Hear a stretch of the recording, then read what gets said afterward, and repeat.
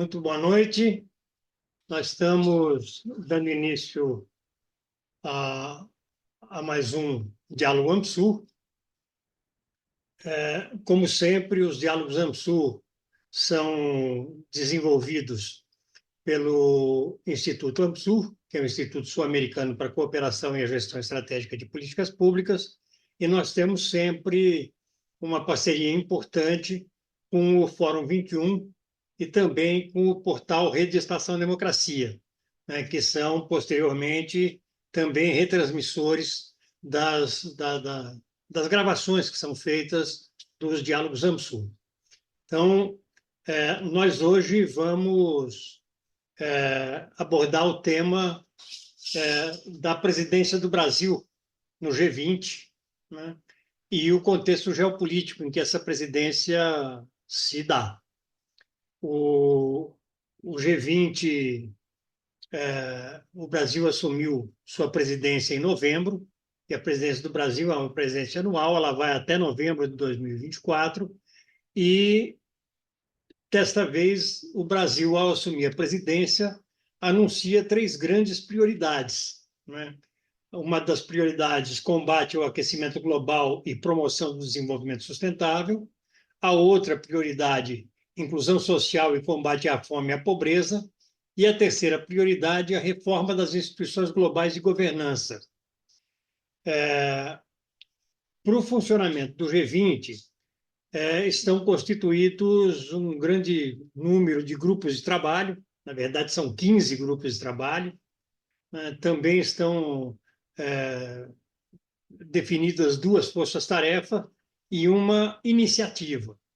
Essas atividades, que elas são desenvolvidas formalmente em nível ministerial, são sempre preparatórias das cúpulas com chefes de governo e de Estado. Elas têm o nome de trilhas de Sherpa, porque Sherpa são aqueles guias tibetanos que levam o pessoal para fazer para alcançar o cume do Monte Everest. Então, com essa história de guias, né, os ministros ou os representantes dos chefes de Estado são chamados aí de trilha de Sherpas. O G20, que já vem ocorrendo, né, essas reuniões vêm ocorrendo desde novembro, estão ocorrendo até hoje, elas sempre culminam ou quase sempre culminam com declarações conjuntas, mas nós enfrentamos situações de não declaração conjunta, não soltura de declarações conjuntas, porque vão se materializando algumas divergências, vão se materializando convergências, ou seja, mas é um grande espaço de negociação. Para a gente avançar sobre o tema do G20 e da importância da retomada de protagonismo internacional por parte do Brasil, nós vamos contar hoje com o professor Gilberto Maringoni, né? O Gilberto Maringoni é doutor em História Social, é também professor de Relações Internacionais na Universidade Federal, é jornalista, né? Eu, ao pesquisar a biografia dele, descobri que ele também é um cartunista, e dizem que um cartunista de mão cheia, né? Mas nós não vamos explorar essa faceta dele aqui. Nós vamos contar agora com a abertura do trabalho. Eu vou passar para o Vicente Trevas, como presidente do Instituto AMSUR, para fazer a abertura dos trabalhos, e vou solicitar a todas as pessoas que nos assistem pelo YouTube que se inscrevam no canal Instituto AMSUR, que deem seu like, né? Que, ao dar o like, também podem clicar no sininho e automaticamente serão avisadas das próximas atividades que nós desenvolvermos. Eu passo, então, para a abertura dos trabalhos para o Vicente Trevas. Trevas, com você, por favor. Muito boa noite a todos e todas. Um agradecimento especial ao nosso parceiro, nosso amigo, o professor Gilberto Maringoni, e dizer que hoje nós estamos tentando trazer para a cena pública, para um debate público, a presidência brasileira do G20, né? Não só relatar o processo em curso este ano, né, começou desde o ano passado, mas fazia algumas indagações, né? Primeiro, como o Granado, na abertura, sinalizou, o Brasil levou pautas para a sua presidência, né? E aí seria importante se o professor Gilberto Marigoni pudesse comentar o que está acontecendo em relação a essas pautas levadas pelo governo brasileiro, né? Um outro elemento importante é saber se esse espaço, o G20, na conjuntura hoje geopolítica do mundo, qual é o seu peso efetivo, dado os conflitos em cursos, né? A guerra da Ucrânia, a guerra da Palestina, né? As escaladas geopolíticas das grandes potências, né? Então, tentar perceber o que se pode esperar dessa articulação, né? E um terceiro elemento muito importante é se essa liderança do Brasil, através da diplomacia presidencial, através da ação do presidente Lula, ela está tendo uma adequada cobertura, uma adequada retaguarda, tanto no próprio governo federal, quanto no conjunto da Federação Brasileira, como os partidos políticos estão acompanhando esses movimentos, né? Se eles estão trazendo também para o seu debate público com as suas bases essas agendas, essas pautas, e também como os meios de comunicação estão lidando. Claro que é evidente que o foco da fala do professor Gilberto é sobre a própria dinâmica do G20, mas se ele pudesse também nos dar indicações sobre o contexto do qual a presidência brasileira está sendo exercida, né? Então, com essas considerações, agradecer mais uma vez e passo a condução dos trabalhos ao Granado. Granado, é com você. Muito obrigado, Vicente. Bom, vamos direto ao que viemos. Eu passo, então, para o Maringoni. Maringoni, com você, por favor. Boa noite a todas e todos. É uma imensa satisfação estar aqui. Agradeço o convite do Granado, dos dois parceiros aí, do Vicente Trevas. Estamos aqui entre camaradas. Cumprimento o Tadeu também, com quem nós vamos dividir aqui a mesa. Cumprimento vocês. E eu agradeço, em primeiro lugar, imensamente a confiança, porque é um tema complexo, muito além das estruturas do G20, da sua história e do mundo conturbado em que a gente vive. Eu vou tentar fazer uma fala mais sintética possível e vou aproveitar o mote que o Vicente nos deu. Situar o G20 na conjuntura conflituosa atual e, a partir daí, entrar nas estruturas do G20. Eu acho mais produtivo, embora o Granado tenha pedido para eu dizer, falar da estrutura do G20, mas eu acho que a gente compreende melhor tendo o contexto. Evidentemente, eu vou tentar dar um maior peso ao G20 no tempo de fala.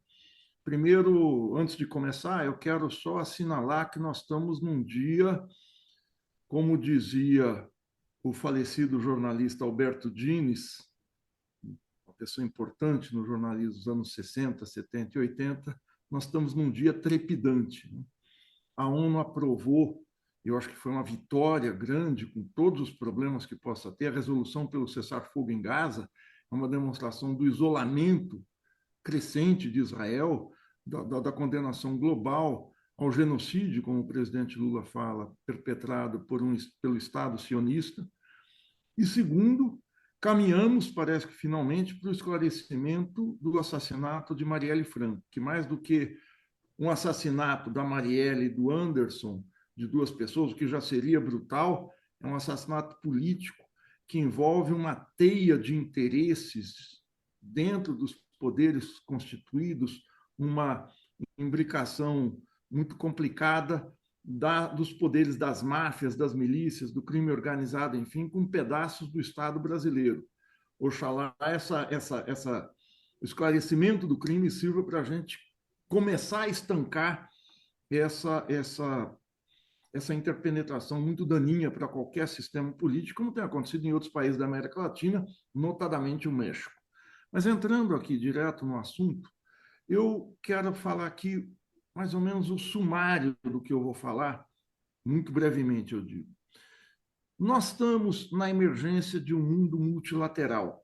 Nós já estamos no mundo multilateral, mas os seus contornos ainda estão se desenhando. Existe uma disputa do poder global muito clara desde o início da guerra na Ucrânia, isso fica mais evidente, que é uma disputa do poder do eixo ocidental, do eixo Atlântico, do eixo do Atlântico Norte, um eixo que tem pelo menos, vem desde da Paz de Westfália, tem 350 anos, com as tensões pela afirmação de um eixo oriental, de um eixo euroasiático, Pequim e Moscou, e o sul global sendo disputado nessa arena.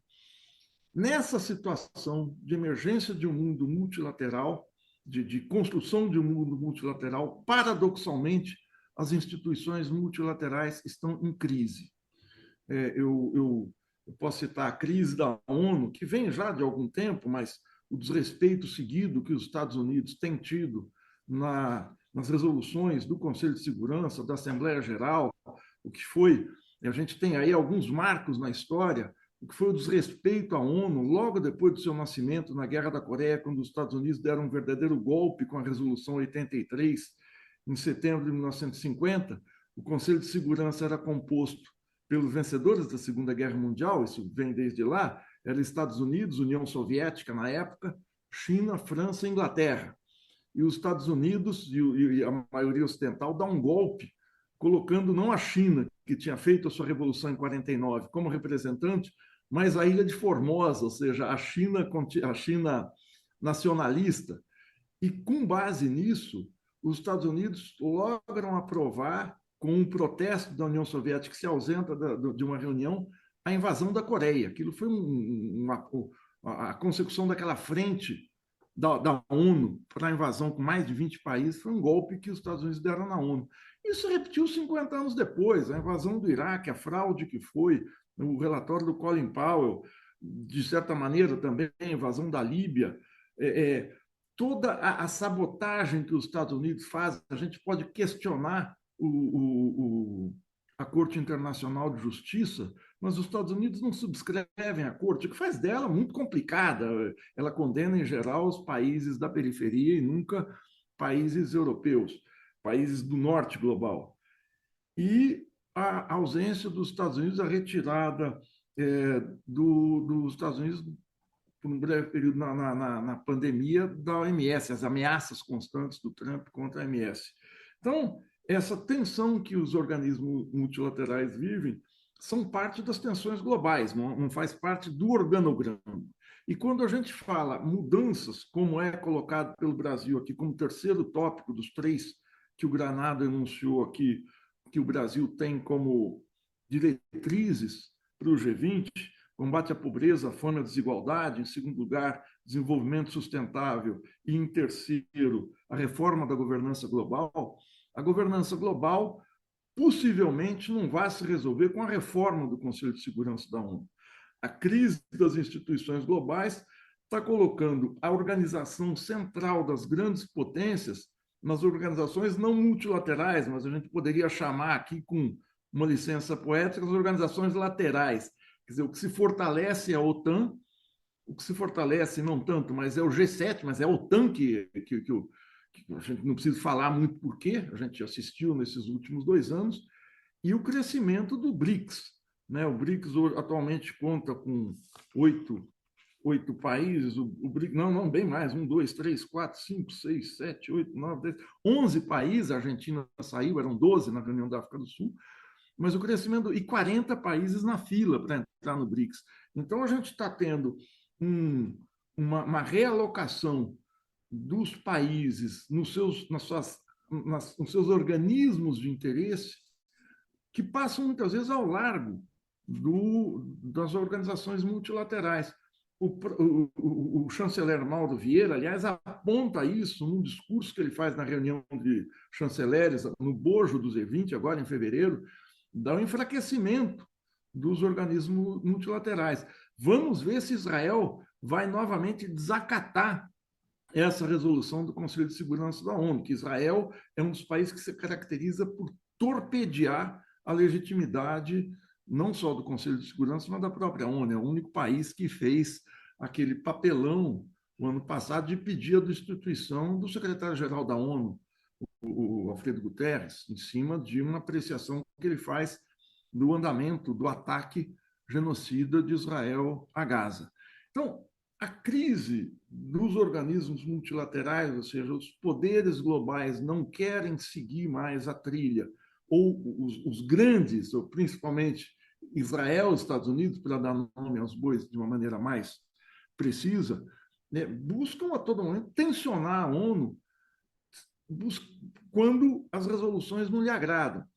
É preciso dizer, a gente tem duas tentativas desde o início do século XX, eu não vou considerar aqui o Tratado de Viena, a Santa Aliança, como organismo multilateral. Não era o mundo aquilo, não era. Agora, a gente teve a Liga das Nações, que perde legitimidade, ou melhor dizendo, não ganha legitimidade, quando os Estados Unidos, apesar de terem participado de suas discussões preliminares, se retiram antes dela ser constituída. E os Estados Unidos aderem à ONU justamente pelo fato da ONU ter um Conselho de Segurança que não funciona como uma executiva da ONU, ou seja, não é uma eleição com os membros da ONU, isso é uma coisa óbvia, mas é preciso ser dito. O Conselho de Segurança não é criado a partir de uma eleição entre os países da ONU, mas a partir de cima para baixo, a partir dessa definição congelada, fossilizada desde o final da Segunda Guerra. O máximo de flexibilidade que se colocou foram os 11 países rotativos sem poder de veto.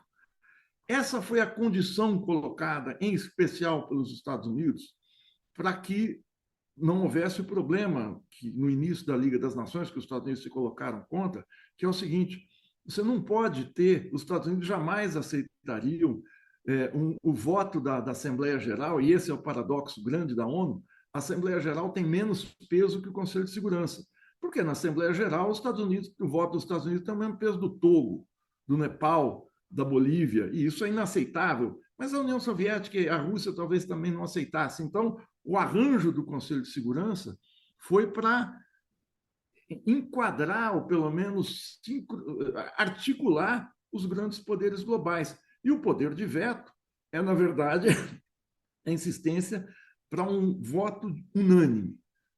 Caiu a unanimidade, não tem votação, não tem resolução. Então, essa crise dos organismos multilaterais não atinge só a ONU. A OMC, no dizer do próprio Joseph Stiglitz, está morta. Você não consegue um organismo multilateral do comércio internacional, você não consegue fazer acordos, dado o nível de protecionismo que, em especial, o norte global coloca nos seus produtos. O que começa a querer vicejar são acordos de livre comércio, do qual a última tentativa, que tomara que fracasse de vez, afunde, apesar da visita do Macron essa semana. Apesar não, o Macron é o maior opositor ao acordo do Mercosul, União Europeia, que colocaria os países do Mercosul em nítida desvantagem com uma economia que tem uma produtividade industrial muito mais alta do que a nossa. Então, é nesse quadro do conflito na Ucrânia, OTAN, Rússia, China, e no quadro do ataque israelense a Gaza, que coloca em evidência novamente os mesmos poderes, quer dizer, são os Estados Unidos que estão bancando a guerra na Ucrânia, são os Estados Unidos que estão bancando o genocídio em Israel. São dois conflitos dos mais de 170, como enumera o chanceler Mauro Vieira, que são conflitos localizados, mas são dois conflitos de grandes proporções e de repercussões globais. O conflito ucraniano, pelos óbvios ramificações que o cerco econômico, financeiro do Ocidente à Rússia causou, com o aumento do preço da energia em 2022 na Europa, especialmente, com reflexos globais, e o tema palestino, que estava fora da agenda global, e ele se sobrepõe pela brutalidade, pelo caráter desumano mesmo, ele se sobrepôs como como pauta jornalística, vamos dizer assim, como capaz de movimentar a opinião pública global, como capaz de gerar movimentos de protesto no mundo todo, ele se sobrepõe politicamente à questão ucraniana, embora a questão ucraniana, do ponto de vista da disputa do poder, seja mais importante. Nesse quadro, que eu tracei muito brevemente, qual é a efetividade do G20 e o que é o G20? É preciso dizer o seguinte: o G20 foi criado a partir de uma ampliação do G7. O G7 foi criado em 1975 como fora da ONU, mas como uma articulação dos países, dos 7 países mais ricos do mundo, Alemanha, Canadá, Estados Unidos, França, Itália, Japão, Reino Unido, acrescido de um oitavo nos anos 90, que foi a Rússia, mas o G7 ele chega nos anos 90, ele chega logo na crise financeira dos anos 90, a crise asiática, a crise argentina, a crise brasileira, a crise russa, ele se percebe que o sistema interestatal internacional não estava dotado de instrumentos capazes de lidar com a contaminação financeira de uma crise internacional de grandes proporções, não tão grandes quanto a de 2008. Mas era basicamente uma reunião dos ministros das Finanças e de presidentes do Banco Central para lidar com questões econômico-financeiras. Mais do que econômica, porque a econômica leva em conta as questões sociais, muito mais financeiras. Mas a partir da quebra do Lehman Brothers, a partir da crise de 2008, o G20 adquire uma característica muito mais política, tanto que em 2009 é realizada, no âmbito do G20, a primeira reunião de chefes de Estado. E o Brasil, em especial o chanceler Celso Amorim, investiram fortemente nisso, no ambiente da política externa ativa e altiva, porque o Brasil integrava o G20 das finanças como uma das 20 maiores economias globais, mas ele passa a ter uma característica muito mais qualitativamente superior ao englobar a sua dimensão política durante a crise de 2009, e muito do protagonismo que o Brasil teve no segundo governo Lula, que de todos os governos petistas, cada vez mais, para mim pelo menos, fica evidente que é o melhor deles, é onde houve investimento, houve um ensaio, investimento público, onde houve um ensaio de desenvolvimento efetivo, as taxas de crescimento foram expressivas até serem podadas pela crise de 2009, mas ali o Brasil teve uma conduta econômica muito proativa, quer dizer, muito anticíclica. O Lula falava com justeza na época que a crise ia chegar aqui com uma marolinha e todo mundo dizia que era uma bravata, mas o investimento público que chegou a 7%, 8% em 2009, aumento do Bolsa Família, aumento do salário mínimo, políticas de botar dinheiro na economia, fizeram com que o crescimento caísse muito fortemente em 2009 e 2010 se recuperasse, chegando a 7,5% e depois se estabilizasse em torno de 3,5% a 4% nos anos seguintes. Então, nesse quadro que o Brasil tem voz ativa no plano internacional, porque nacionalmente estava tendo um desempenho ótimo na economia interna.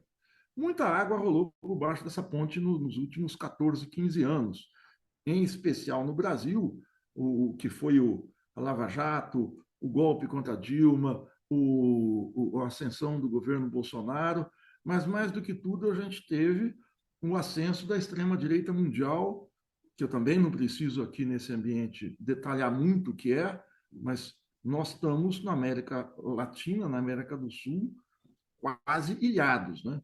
Nós estamos aqui cercados por governos de extrema-direita na Argentina, no Equador, nós estamos com um governo de direita no Uruguai, nós estamos com um golpe no Peru, nós estamos com a Colômbia, o Chile, um governo que são dois governos, a Colômbia e o Chile, com muitas dificuldades, o governo boliviano também, e o Brasil luta para se colocar na arena internacional. O Brasil teve, o ano passado, a volta à diplomacia global, o presidente Lula também, o Brasil voltou e tal, e a gente chega à presidência do G20. E aí eu quero falar da estrutura do G20 agora, né?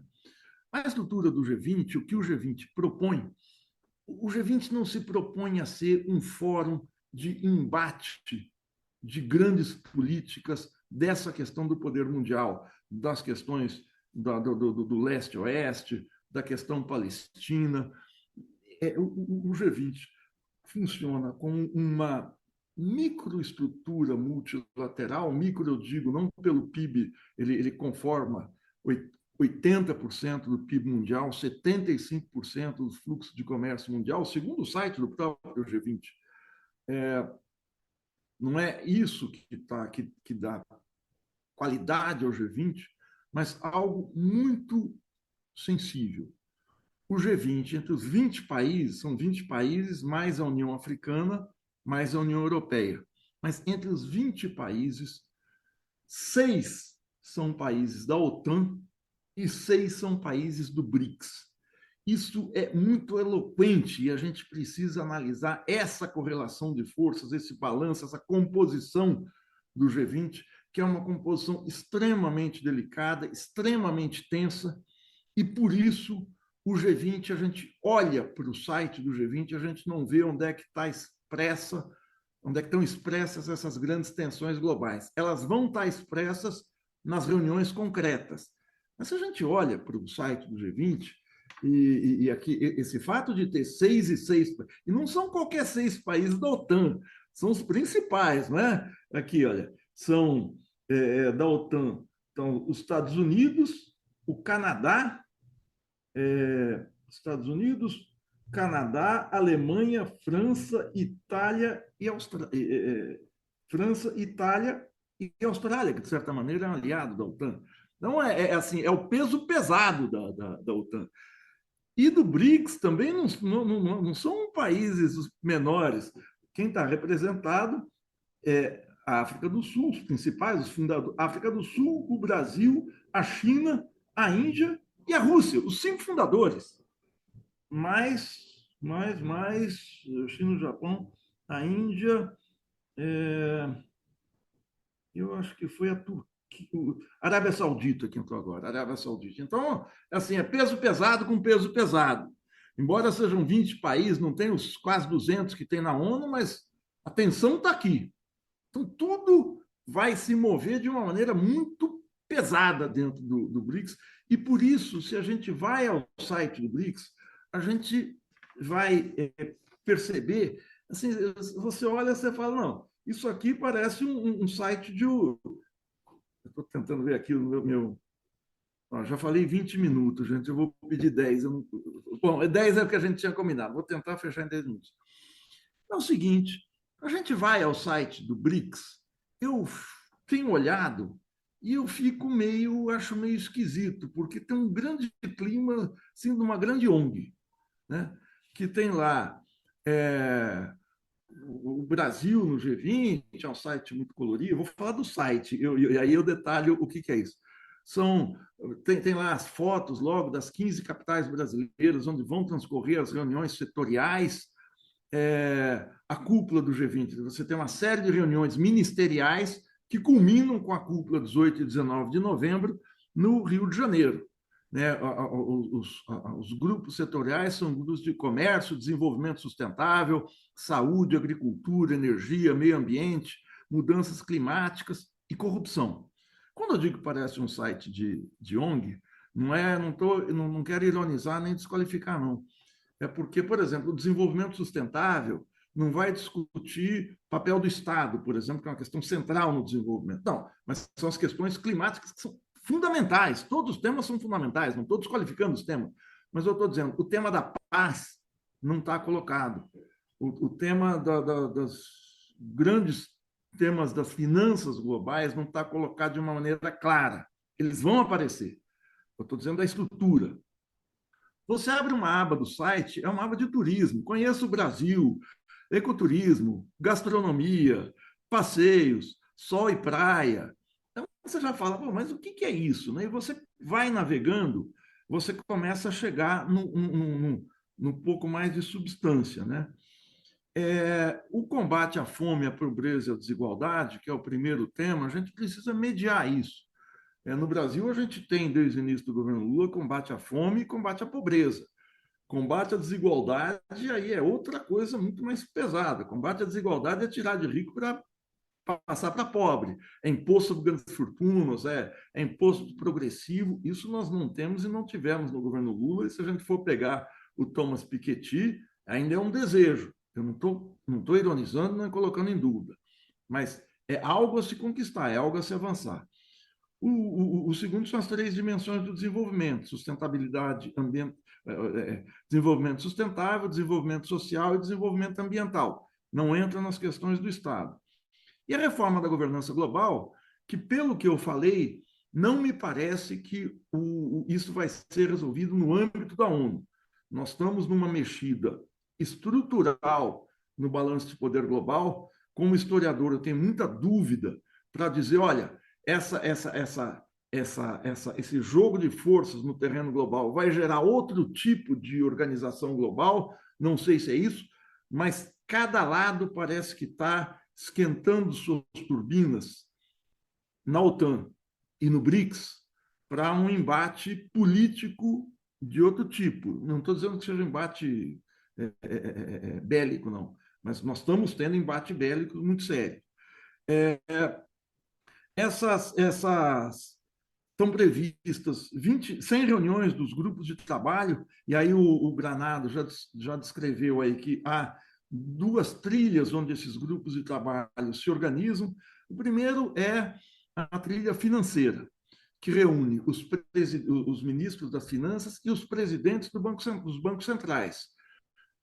No caso brasileiro, já participaram o ministro Fernando Haddad e o presidente do Banco Central. Depois eu vou sintetizar rapidamente o que cada um falou. O slogan brasileiro, da etapa brasileira, é construindo um mundo justo e um planeta sustentável. A questão das finanças não está colocada em como regular as finanças internacionais, mas está estabilidade financeira, agenda do BIS, do Bank of International Settlements, o Banco Central dos Bancos Centrais, que regula as finanças globais, e o FSB, o Comitê de Estabilidade Financeira.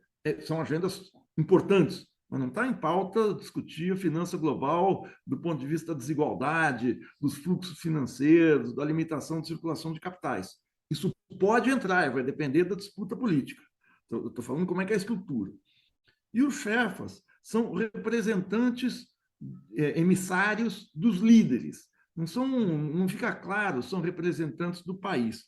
O representante brasileiro é o embaixador Marcos Lírio, ou seja, é um representante do Estado, do Itamaraty, não é um representante claramente do poder eleito. Claro que ele é escolhido pelo poder eleito dentro dos marcos do Itamaraty, mas não é o ministro das Relações Internacionais. E os Sherpas são vários e vários grupos, são 13 grupos de engajamento, né, que vão participar, que são grupos colocados lá, os nomes são business, são os grupos empresariais, de alocação empresarial, grupos de discussão da questão urbana, e tem uma série de grupos, o J20, que é a questão jurídica no G20, o P20, discussão dos parlamentos, o C20, de soluções inovadoras, tem das startups, tem Labor, que chamam, mas aí é um grupo importante, que são direitos trabalhistas no plano global, esse é um grupo que pode ser bastante importante, grupos de ciência, grupo de direitos das mulheres, entre outros grupos. As reuniões foram muito interessantes, as intervenções dos ministros brasileiros. Eu vou descrever e depois eu fecho com uma avaliação curta, geral. As reuniões os discursos estão colocados no site, né? O ministro Haddad falou na reunião de ministros que estava também a secretária do Tesouro americana, Janet Yellen. A Janet Yellen elogiou muito a reforma fiscal, a reforma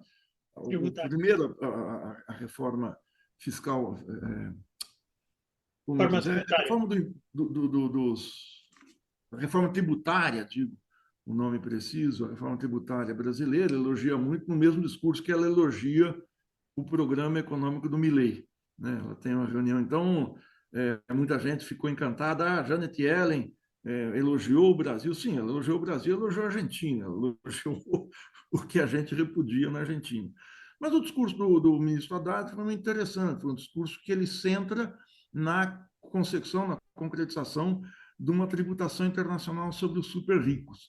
Ela tem alguma ligação com a taxa Tobin, que vocês todos se lembram, que foi proposto no começo dos anos 2000, no âmbito que a gente estava, principalmente pelo François Chenek, economista francês, que isso teve algum apelo no Fórum Social Mundial, mas não entrou na agenda global. O fato de um ministro brasileiro colocar isso, essa tributação, é muito interessante. Agora, vamos ver se isso vai caminhar. Isso está sendo colocado no grupo de 20 países. Vamos pensar bem, quer dizer, a gente continua tendo paraísos fiscais, isso não depende do Fernando Haddad, evidentemente, paraísos fiscais, a gente tem como escapar de uma tributação internacional, isso é algo extremamente complexo que envolve o poder da alta finança global.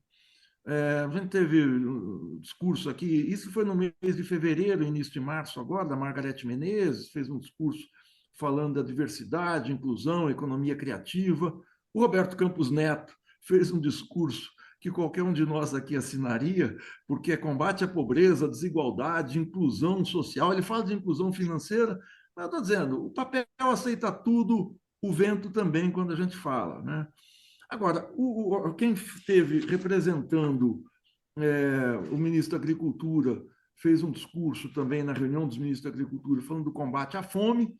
Na reunião de mulheres, do empoderamento feminino, é um grupo novo que está colocado, curiosamente foi falar a primeira-dama, Janja Lula da Silva, que falou da questão, que é uma conquista real, da questão da igualdade salarial, a questão da violência contra a mulher, e em seguida falou a ministra Cida Gonçalves sobre o mesmo tema. Mas eu quero chamar a atenção para o melhor, para os dois melhores pronunciamentos que foram do ministro Mauro Vieira. Esse entrou nas questões políticas que a gente está falando aqui, as questões das tensões globais reais. E ele deu uma densidade ao G20 que nenhum outro ministro, nenhum outro representante deu. Ele fez dois discursos, foram em Brasília, no dia 21 de janeiro, no dia 22 de janeiro. No primeiro, ele diz o seguinte: o G20 é o fórum mais importante que reúne países com visões opostas que ainda conseguem se sentar a mesas para ter conversas produtivas. Achei muito interessante ele falar, não é que países que têm visões, é que ainda conseguem, porque na toada que vai o mundo, já não se consegue sentar. A segunda é falando o que eu disse no começo, da crise das instituições multilaterais. Eu fiquei até espantado, porque eu sempre achei o ministro Mauro Vieira, diante do ministro Celso Amorim, diante do que foi o Marco Aurélio Garcia e o nosso Samuel Pinheiro Guimarães, que são três gigantes do Itamaraty, o Mauro Vieira sempre foi um quadro muito mais recuado, menos politizado. Ele fez um discurso, ele diz literalmente o seguinte: as instituições multilaterais não estão equipadas para lidar com os desafios atuais, como demonstrado pela inaceitável paralisia do Conselho de Segurança da ONU em relação aos conflitos em curso, Ucrânia e Palestina. E ele continua, atingimos um recorde de 170 conflitos em curso no mundo sem que a ONU consiga se pronunciar. Não é aceitável que o mundo ultrapasse a marca de 2 trilhões de dólares de gastos militares anuais. No dia seguinte, ele parece continuar esse discurso. Ele diz o seguinte, que o G20 precisa se voltar para as tensões globais em curso, que a principal delas é dar uma solução para os quase 2 milhões de refugiados palestinos em Gaza, a solução de 2 estados. Curiosamente, nesse discurso, quando ele se refere ao Hamas, ele não usa aquela terminologia que o presidente Lula tem falado, que o governo brasileiro tem falado, da ação terrorista do Hamas, fala brevemente da Ucrânia, sem tomar uma posição clara, fala da reforma da governança global e diz que a questão central é paz e desenvolvimento e uma reforma no Fundo Monetário Internacional para a abertura de linhas de crédito para países pobres.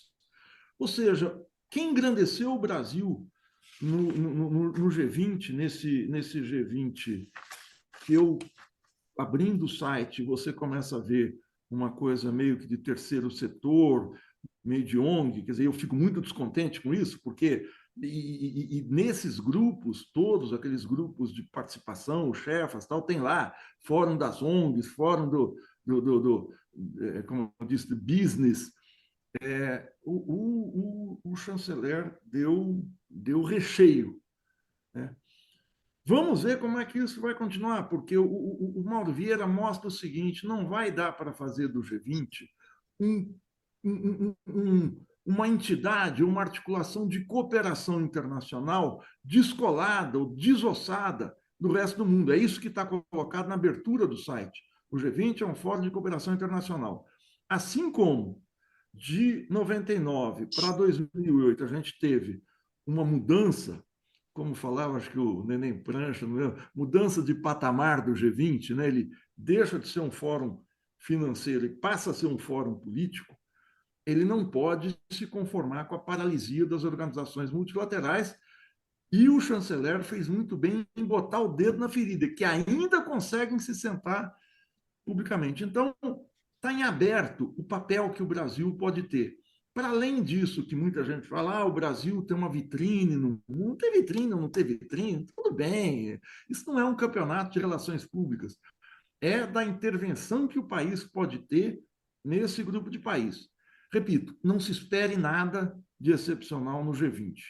Quem tem na balança 6 e 6, o trocadilho, a piada infame é inevitável, né? 6 de um lado e meia dúzia do outro. OTAN e BRICS.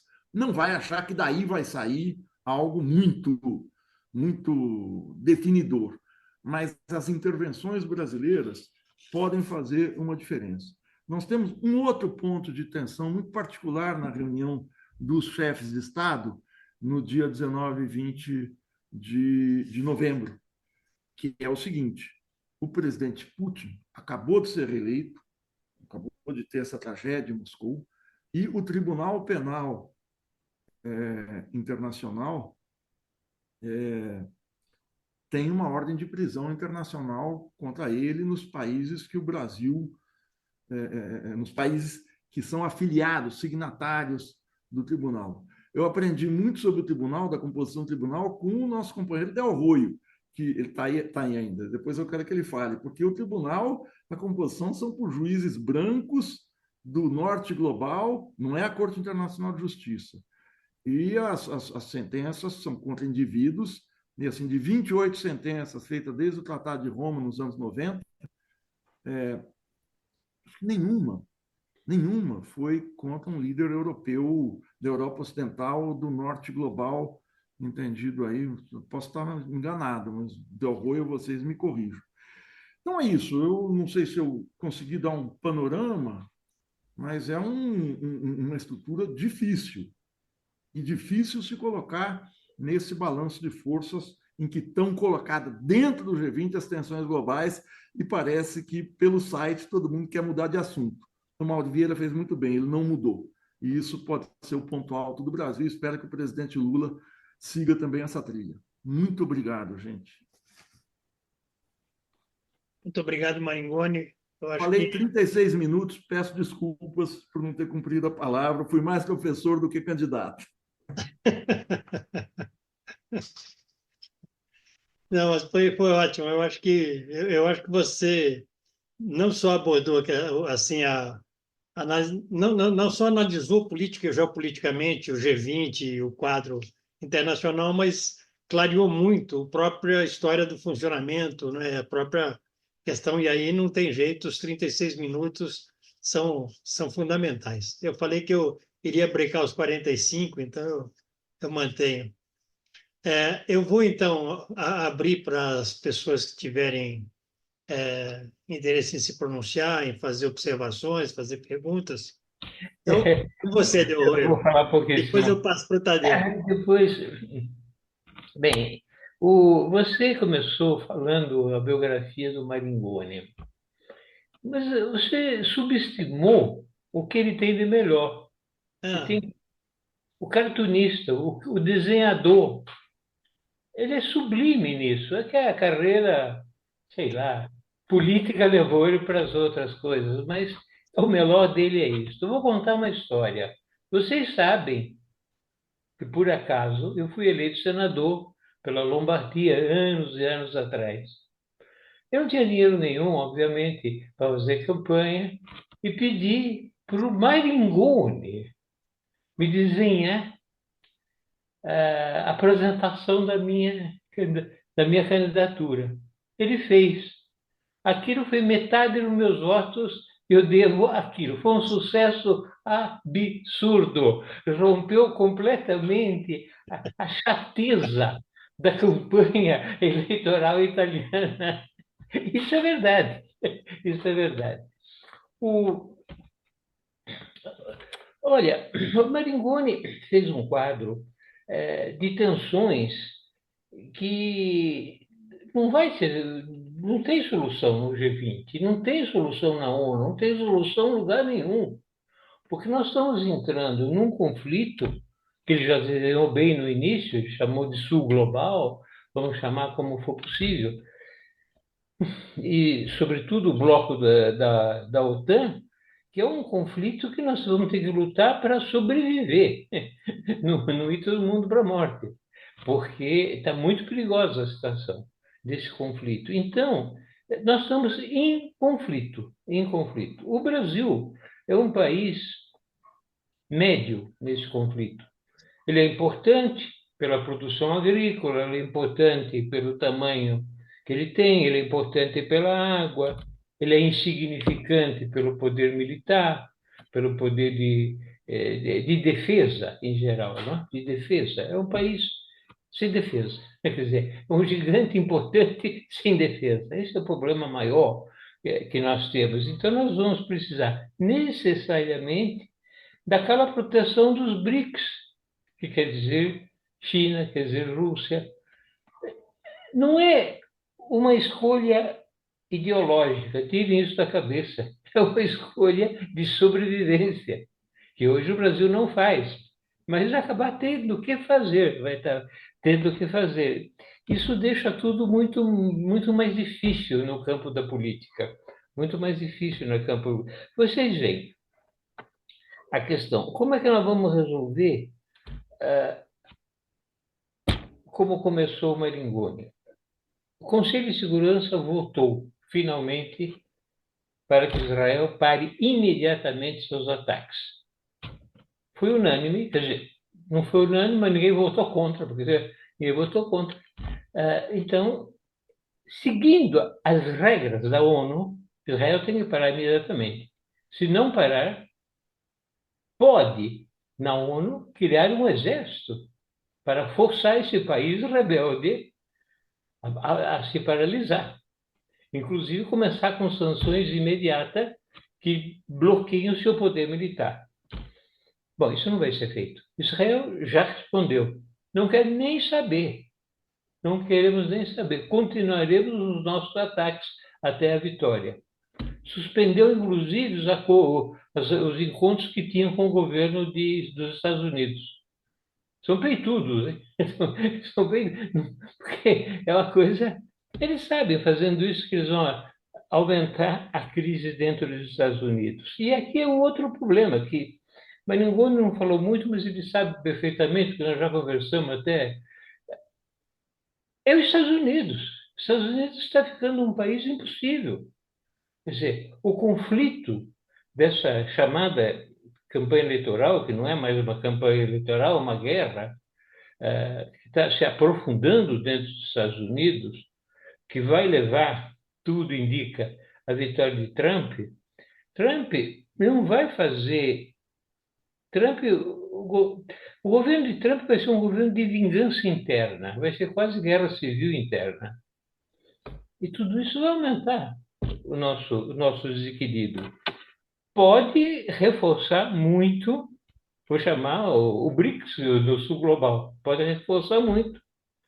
Mas a situação é tensa, porque a Europa Ocidental está na mão de um bando, me desculpe falar, de calhordas. Não está mais na mão de uma direita democrata cristã, às vezes até de uma direita liberal, nada disso. Toda aquela classe política criada depois da Segunda Guerra Mundial, de sociais-democratas, liberais e democratas cristãos, que eu combatia ferozmente, eram todos gênios, eram todo mundo gênio, todo mundo tinha concepção profunda de Estado, de história, da onde venho, para onde vou. O que tem lá não tem essas mínimas condições. Precisa ser uma discussão que eu proponho a gente fazer em junho, quando haverá a debate europeia na eleição do Parlamento Europeu, do que virá para fora. A Europa está sem condições políticas de governo. Macron, que deve estar no Brasil hoje, amanhã, não sei quando, está chegando. Macron está com 10% de apoio na França. Já não sabe mais o que fazer. Perde a África, quer fazer guerra, mandar tropa contra a Rússia, o que é uma loucura. Todo mundo sabe que é uma loucura. Então, ele diz que vai mandar, depois esquece, não fala mais. Tal. E vem fazer acordo do Mercosul, mas aí enchem a Paris de caca de boi, de vaca, porque não é possível. O acordo do Mercosul não existe, gente. Ele nunca existiu. A Europa, ela se baseia num sistema chamado PAC, Política Agrária Comunitária. O, o acordo Mercosul-Europa vai contra o PAC. Seria a dissolução da União Europeia. Não vou entrar em detalhe, mas nunca existiu essa possibilidade. Não sei porque o Brasil perde tempo há 20 anos, continua perdendo tempo em discutir essa questão. Então, o que eu quero dizer é que nós temos muita turbulência pela frente, muita turbulência. Eu acho que o Brasil está se comportando bem, está se comportando bem. Estou de acordo com o Itamaraty, está superando as minhas expectativas, está se comportando como pode. Então, o que nós temos, também estamos muito em perigo dentro do Brasil, não é que esteja tudo pacificado. O que nós temos que fazer é reforçar a nossa diplomacia de uma forma dinheiro, curso, viagem, debate, temos que reforçar a nossa, tem que ser de combate a nossa diplomacia, é fundamental. Temos que absolutamente fazer os projetos de mudança radical do conceito de defesa nacional. Mas isso é outra discussão. Já existem propostas da parte da esquerda muito bem estruturada, de como se faz essa transformação da defesa nacional. Essas duas coisas são fundamentais. E saber que o jogo vai ser um jogo. Não tem gente boa nisso, não. Vai ser um jogo muito pesado. Então, nós temos muita obrigação para salvar a pele do nosso povo, para ajudar a construção de um novo mundo, de uma nova ONU, não falei de Tribunal Internacional porque eu conheço pessoalmente aquele negócio. Mas só para te dar uma coisa. Quando o Putin foi atacado pelo tribunal, sabe como se faz o ataque? Um juiz, um juiz, um senhor, pode ser uma senhora, mas no caso do senhor, ele acusa um chefe de Estado. Ele faz uma nota de acusa. Nesse momento, esse chefe de Estado deve ir para a cadeia e será processado. Mas o processo virá depois que ele está na cadeia. E pode demorar anos para criar o processo. Então, na questão de saúde do Putin, olha que loucura. É um juiz que determinou que a retirada das crianças do fronte de Donbass para o interior da Rússia é um crime contra a humanidade. Salvou as crianças. Acabou, ele decidiu isso. Jamais um juiz da corte decidiu ou mandou um observador, por exemplo, na Palestina. Jamais. Embora tenha sido pedido centenas de vezes. Mas eu não vou entrar na estrutura, porque para mim é uma coisa delicada, porque envolve, inclusive, questões familiares. Pode parecer incrível, mas é assim. É isso, minha gente, é isso, é isso. Assim, enganei só para. Obrigado. Em julho a gente conversa, junho, a gente conversa sobre a desagregação da União Europeia. E a situação é grave. Você veja, hoje mesmo, Putin continua a levantar a questão que o ataque feito, isso era verdade, não foi feito pelos islâmicos, mas foi feito por um grupo de criminosos organizados pelo Serviço Secreto da Ucrânia. E 2 horas atrás, todos os prédios, tudo que tinha de serviço secreto, de estruturas de serviço secreto na Ucrânia foram destruídas. A Rússia destruiu tudo.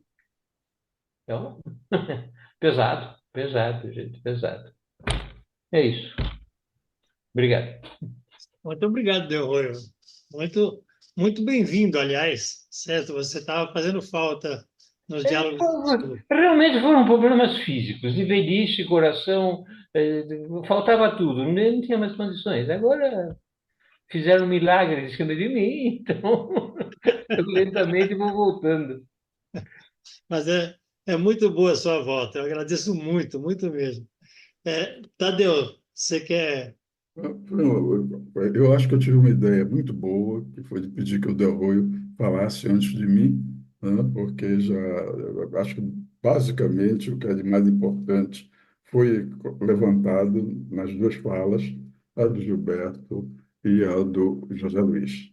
Eu vou um pouco fazer o papel, entre aspas, né, de ser um certo advogado do diabo. Eu vou fazer uma avaliação que, no fundo, é convergente, tanto com a do Gilberto quanto com a do Del Ruy, mas que tem umas nuances.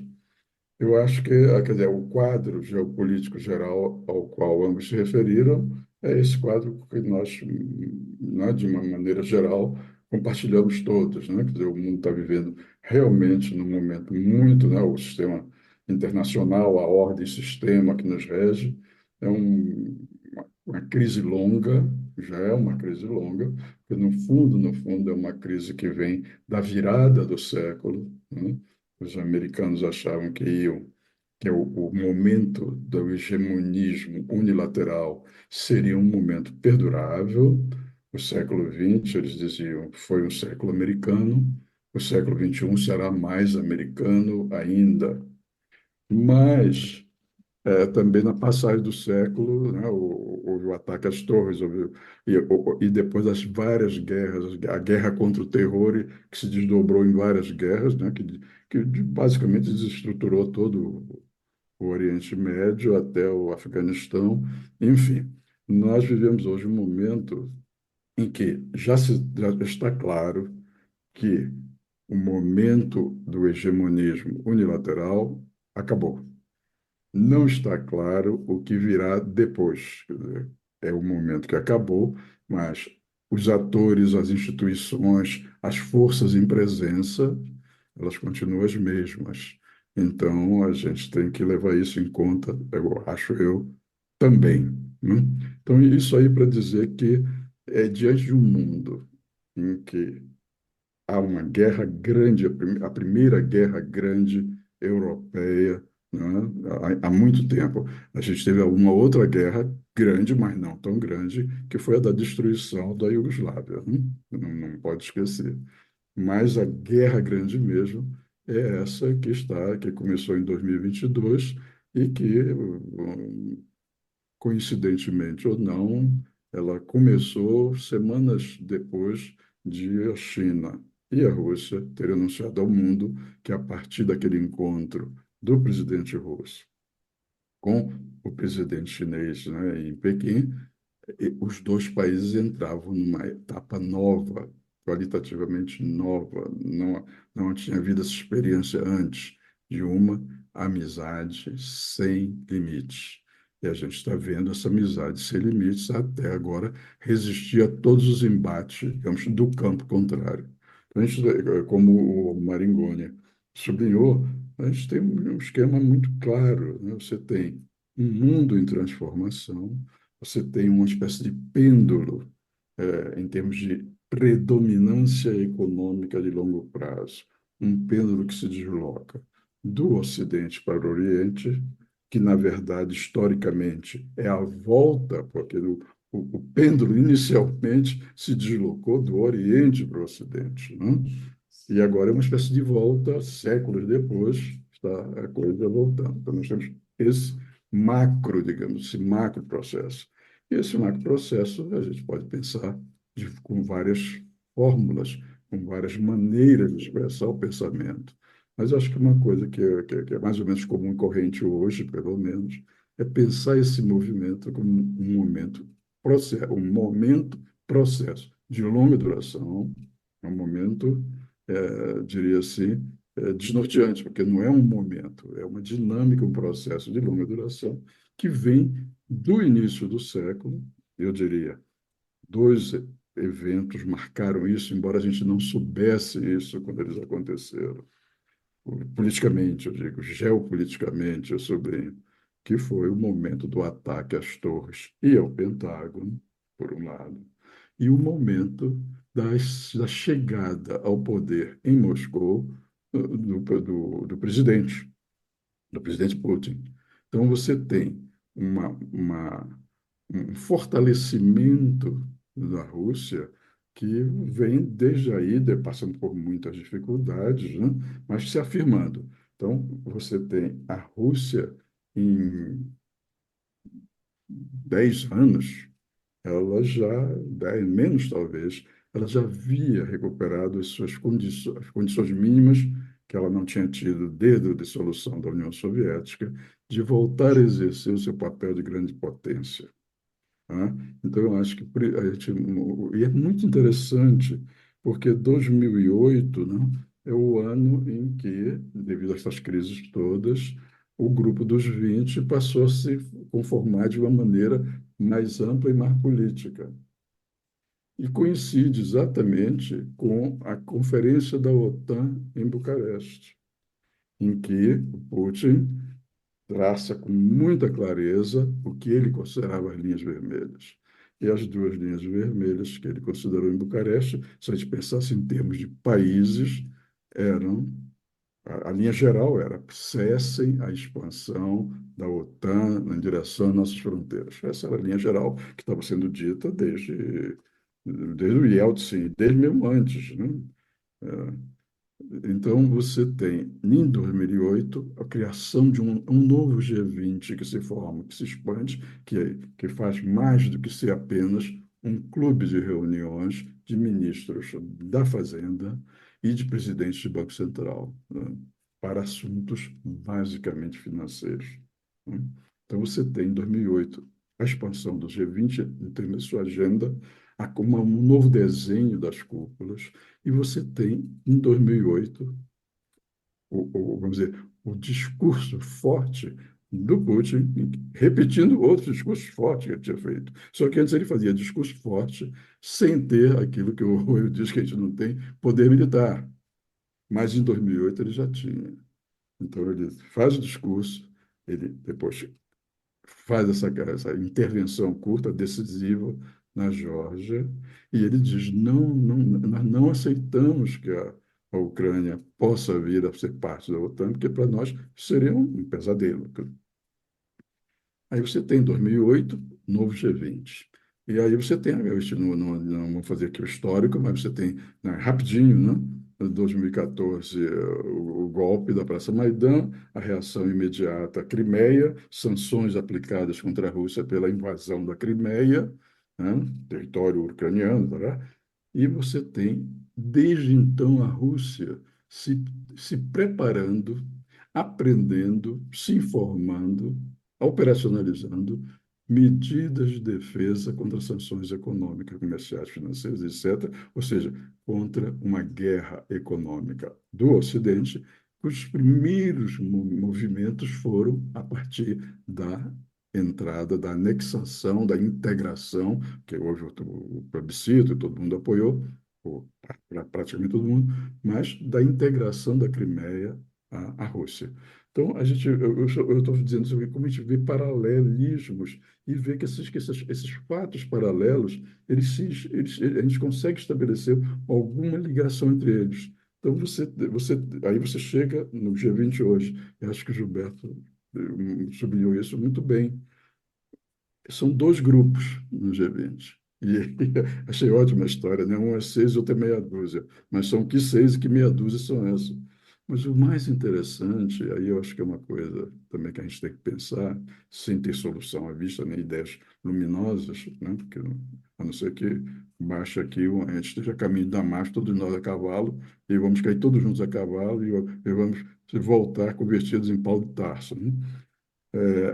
O que está acontecendo nesse processo é que, de uma certa maneira, você tem que se criou a possibilidade, não só a possibilidade testada hoje da Rússia, com o apoio, claro, de China, Coreia do Norte, Irã, etc., apoio material, mas ela resistir a uma aliança enorme. Agora, o problema é da coisa voltando ao G8, ao G20, é que os 12 que são, né, que estão aí, os seis mais a meia dúzia, são seis e meia dúzia profundamente diferentes.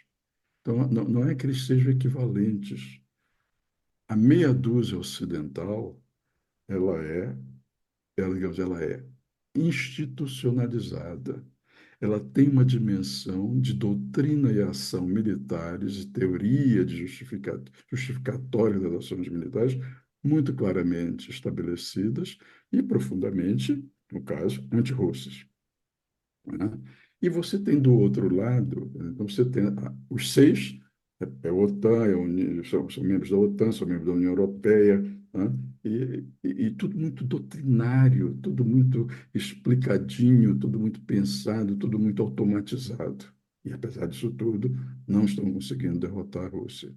Mas, do outro lado do G20, você tem como é que eu digo assim, um saco meio de gatos, porque você não tem uma oposição frontal, você não tem uma doutrina para os outros seis, você não tem uma articulação que leve em conta todos os níveis, as elevações do discurso político-diplomático e das ações político-diplomáticas, inclusive a hipótese de uma ação militar. Isso não tem. Mais ainda, quando o Gilberto lembrou, isso foi tem uma fila para entrar nos BRICS, de, sei lá, 40 países. A última vez que eu li era 40, 41, já não lembro. Mas isso significa que o BRICS, que não é uma instituição organizada, que o BRICS é quase uma não instituição. Ele é um projeto de instituição que virá ou não a ser concretizado. Ou seja, ele é muito mais frágil no momento de choque, porque você tem dentro do BRICS, eu acho que seria muita ingenuidade nossa, muita inocência, dentro do BRICS você tem países que têm ligações umbilicais, além dos, por exemplo, só para dizer, a Arábia Saudita, ela tem uma ligação umbilical com a Rússia, porque os dois na OPEP, eles, né, dão a maioria das cartas ou usam as cartas com maior peso, tem os trunfos mais ou menos na mão. Mas ninguém se iluda. Quando a gente pensa que é a Arábia Saudita que está nos BRICS, é a Arábia Saudita que, se não tivesse ocorrido a operação anticolonial do Hamas, do Jihad Islâmico e tal, que deu no que deu em termos de uma mortandade, né, o choque para Israel e a resposta israelense, que de se decidir por uma guerra genocida, a gente, isso aí, a Arábia Saudita estava à beira de ser, eu acho que o quinto integrante do conjunto dos chamados Acordos de Abraão. Tanto assim, tudo parecia caminhando tão bem em termos de grandes planejamentos americanos e europeus e israelenses, que o Blinken dizia que estava tudo uma maravilha, que estava tudo ótimo, que as coisas há muito tempo no Oriente Médio não se vivia uma situação tão favorável a visão ocidental. E a operação, né, a operação de insurgência, digamos assim, né, dos guerrilheiros de Gaza mudou esse quadro, né? Então, agora nós temos. Então, eu estou dizendo isso porque as coisas são muito. Isso sempre, quer dizer, daquela verdade tão banal, né? Mas as coisas são muito complicadas. E não se. Acho eu, se a gente pensa na guerra na Ucrânia, quer dizer, você tem hoje três focos importantes de potencialmente três ou quatro explosivos em termos de conflito de grande envergadura. Você tem a guerra na Ucrânia, a operação militar especial, a guerra da Rússia com a Ucrânia. Essa guerra, a gente sabe que está perdida para a Ucrânia. Tudo leva a crer. Não há hoje nenhuma análise realmente séria que diga que a Ucrânia pode vencer a Rússia. Não há. Então, a guerra está perdida, questão de tempo. Mas a guerra perdida leva o Ocidente a talvez fazer coisas ainda mais alucinadas do que o Macron, de vez em quando, coloca no balão para flutuar, né? Então, essa é uma possibilidade, que essa guerra, em algum momento, perca aquilo que a caracterizou até agora, que com todas as manobras, ela é uma guerra formalmente contida. Ela não é uma guerra formalmente, entre a Rússia e a OTAN. Nem a OTAN diz que quer isso, quer estender, aumentar a guerra, embora alguns países da OTAN seguramente o queiram. E também a Rússia diz o tempo todo que não quer, que ela não tem nem porquê, nem porquê, né? Então, você tem isso, esse perigo. Há uma guerra que pode se expandir.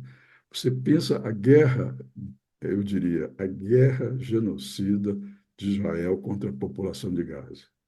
Essa guerra, ela é o inverso. Ela só pode parar efetivamente, né, se os Estados Unidos romperem com uma aliança que vem de 1948 com Truman, que sofreu um grande abalo em 1956 com a guerra no Sinai, com a guerra egípcia.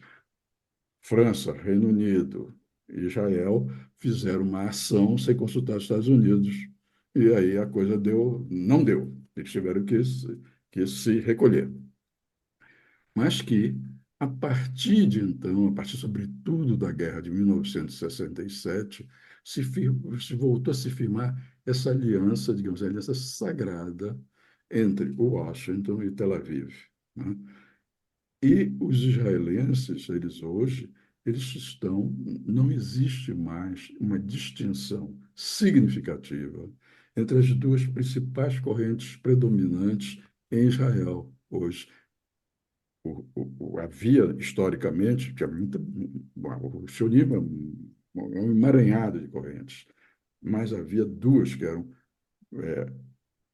opostas, aparentemente, que era do revisionismo sionista, que foi pensado por Jabotinsky e chega ao poder com Menachem Begin em 77, mas que preparou a chegada ao poder de Menachem Begin em 77, desde 10 anos antes, com os resultados da guerra de 67.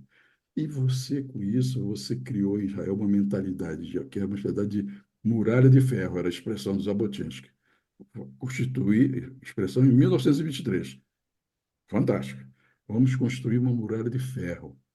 E só depois que a gente tiver construído essa muralha de ferro, que é trabalho nosso, em aliança pragmática com as certas potências coloniais, no caso era a Inglaterra, depois os Estados Unidos, né, como uma potência neo-imperial, neocolonial que seja, mas, sobretudo, forjou-se em Israel uma mentalidade hoje que não permite nem aos trabalhistas, nem a qualquer outra corrente de se dissociar do que, no fundo, é uma plataforma comum, tanto dos trabalhistas quanto dos revisionistas, e que é a de agir com uma autonomia imensa em relação a todo e qualquer outro Estado, europeu ou não, e, sobretudo, também ainda testando sempre os limites da relação com os Estados Unidos. Eles sabem com os israelenses, o governo israelense, seja ele hoje trabalhista, hoje ele é um governo de união nacional, digamos assim. Fala-se que o próximo governo, quando acabar a guerra, cai Netanyahu e vem Benny Gantz, enfim, vem um dito trabalhista. São iguais, já não há mais uma diferença significativa, né? Então, você tem isso, e os israelenses continuam, na verdade, eles sempre fizeram isso desde 67. Se vocês olham o que foi a campanha na guerra contra o Líbano, em 82, a 10, 12, acho que 12, não chegou a acho que 12 semanas, 14 semanas, uma coisa assim, comandada pelo Sharon.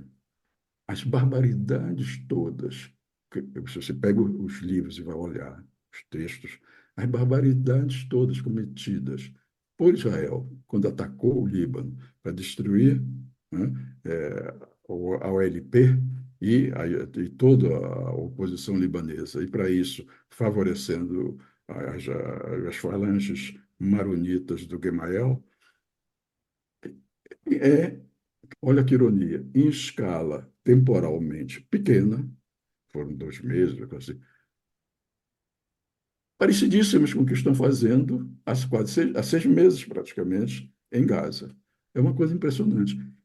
E os americanos tentaram conter, já apoiaram, fizeram tudo, inclusive antes de entrarem no Líbano, o Sharon conversou com o Haig, que era o secretário de Estado, dizendo para ele: olha, nós vamos fazer isso e vamos usar armamento americano. E o Haig aceitou, ou seja, cobriu, tal como agora os Estados Unidos cobrem com os armamentos essa operação contra Gaza. Então, eu estou dizendo essas coisas para que a gente não tenha muitas expectativas em relação a esse período que o mundo está vivendo. Como o período é esse, a gente deve ter menos expectativas ainda, de um ponto de vista, eu diria, realista, não de um ponto de vista, para falar, humanista.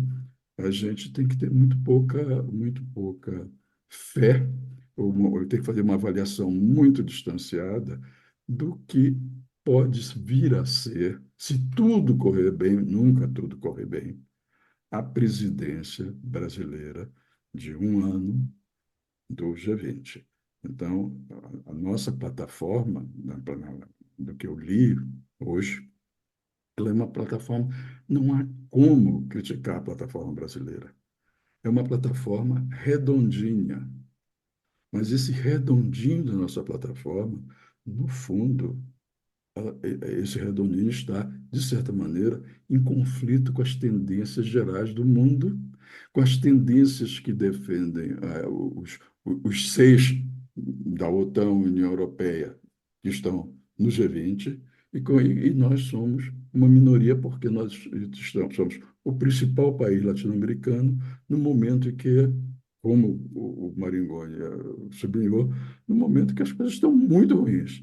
E nós, não é em um ano que a gente vai conseguir infletir praticamente nada. Sorte nossa, de certa maneira, que a presidência anterior foi da Índia, que tem certas afinidades eletivas, digamos, sul-globalista conosco, e vamos ser seguidos na presidência pela África do Sul, que é, obviamente, ainda que com ela temos ainda mais afinidades eletivas, não sejamos weberianos, docemente weberianos, conosco. Mas eu acho que a coisa é muito complicada.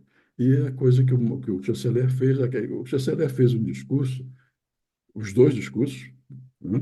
E eu estou me louvando no que o Maringoni falou, eu não cheguei a ler, mas os discursos tecnicamente perfeitos, politicamente incisivos, no estilo de uma diplomacia multilateral que consegue fazer a crítica de suas instituições, do espaço onde ela é exercida, mas que, por mais que a crítica seja aguda, seja politizada, não escamoteie, ela tem como efeito geral algo muito menor do que nós poderíamos imaginar pela simples leitura do discurso. Então, com isso eu fecho a minha intervenção.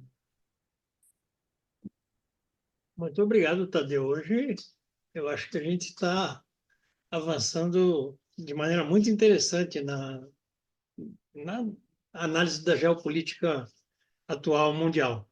Então, eu vou devolver a bola para o Maringoni já para arredondar o final da nossa conversa. Maringoni, com você, por favor. Obrigado, Granado.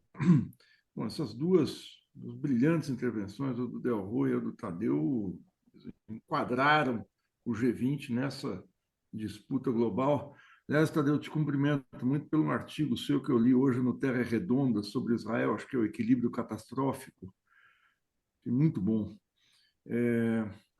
Eu não espero nada, eu acho que não dá para esperar nada do G20, pelos problemas do G20 e pelo que eu considero uma falta de rumo da diplomacia brasileira. Nós estamos com uma diplomacia basicamente declaratória do presidente Lula, e esse discurso que eu julguei muito bom, os dois discursos do Mauro Vieira, são discursos, né?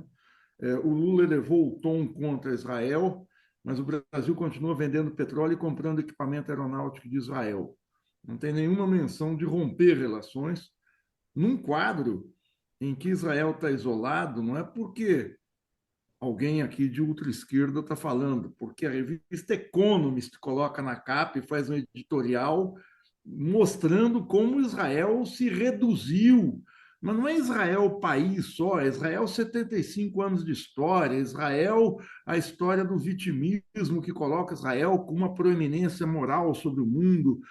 Enfim, não é o isolamento dos Estados Unidos, é o isolamento do que Israel tentou ser como símbolo de alguma coisa aí do rescaldo do nazismo. Né? Isso acabou. A capa da Economist é brutal, mais do que qualquer editorial que algum de nós escrevesse aqui.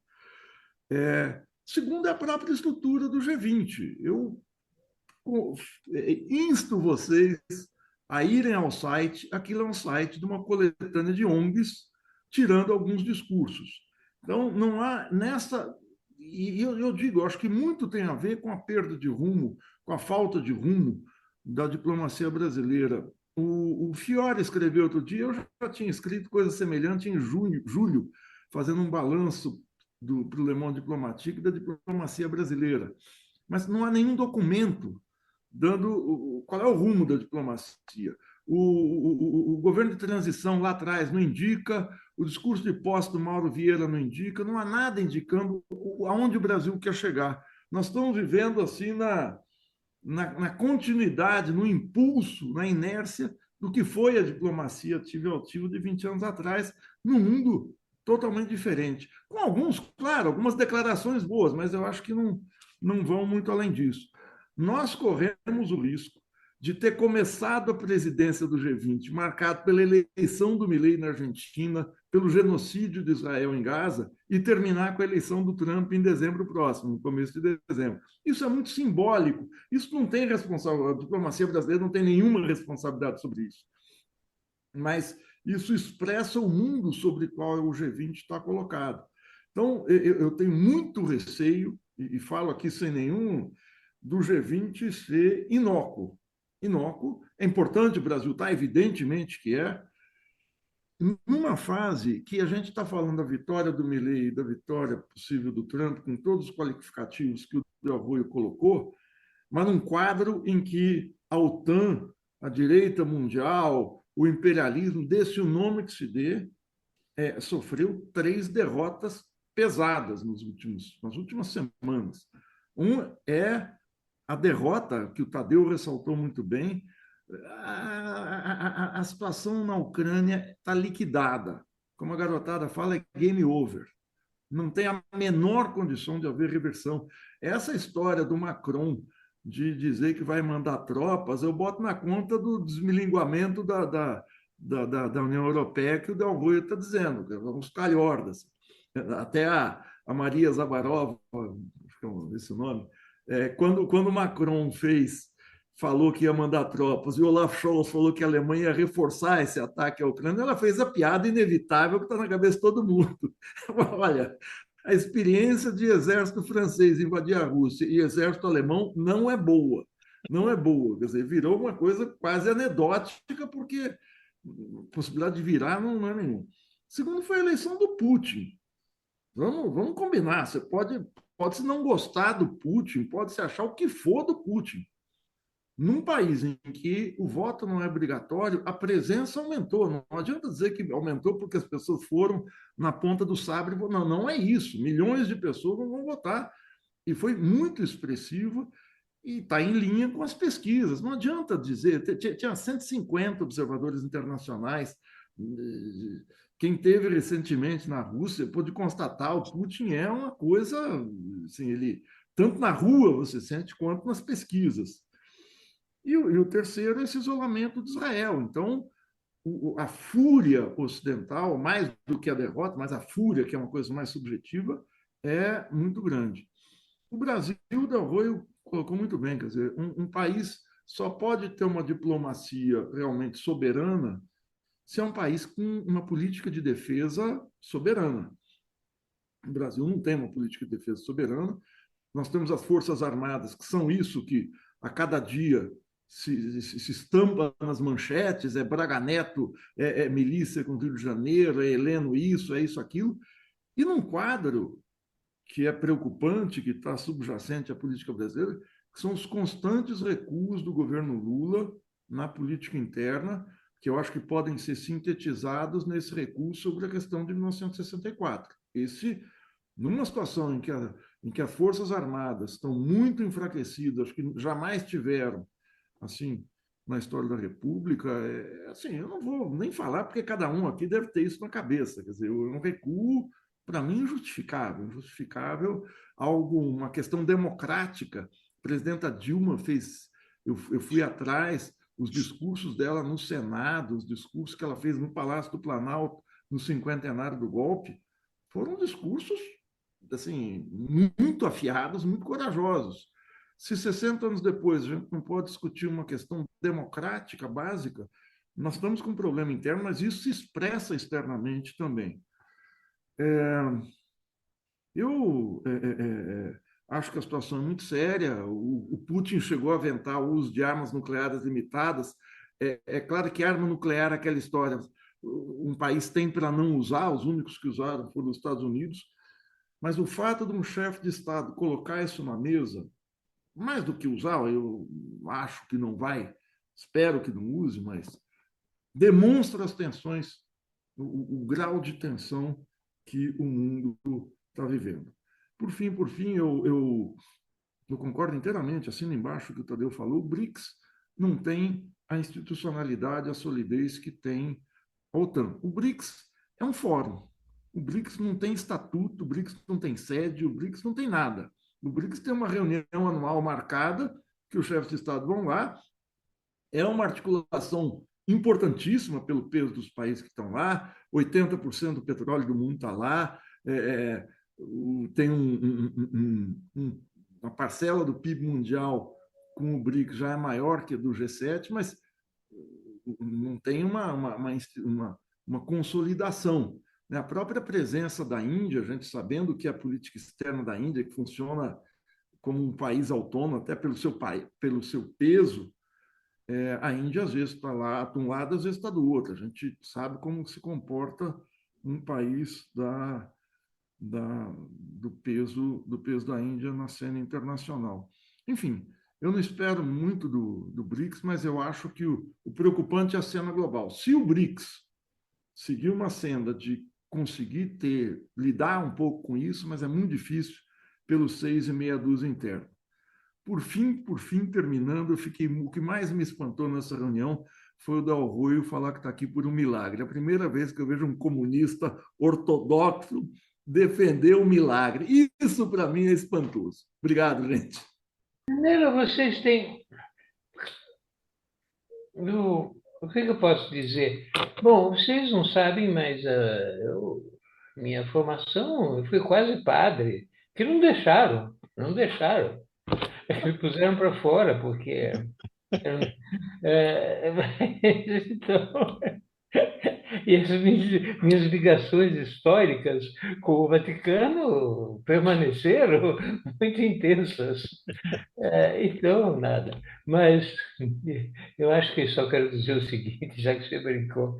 Então, eu vou ser mais materialista dialético. A equipe do INCOR, do hospital INCOR, é excepcional. Ponto. Está bem assim? É realmente excepcionais. A gente se vê logo outra vez aí. Olha, maravilha. Longa vida a você, Projeto. amigo. Bom, Tchau, Deus tchau. disfarçado de Incó. eu quero, então, agradecer muito, muito mesmo a disposição, a exposição do Maringoni, Gilberto Maringoni. Quero agradecer as falas, né, que foram complementares e acho que muito importantes, tanto do Rui quanto do Tadeu, e já quero deixar o convite para a próxima segunda-feira nós voltarmos aos Diálogos Amsul e como a data não permite outro tema, nós vamos tratar de 1964. Então, até É, segunda-feira, vemo-nos novamente. Até lá.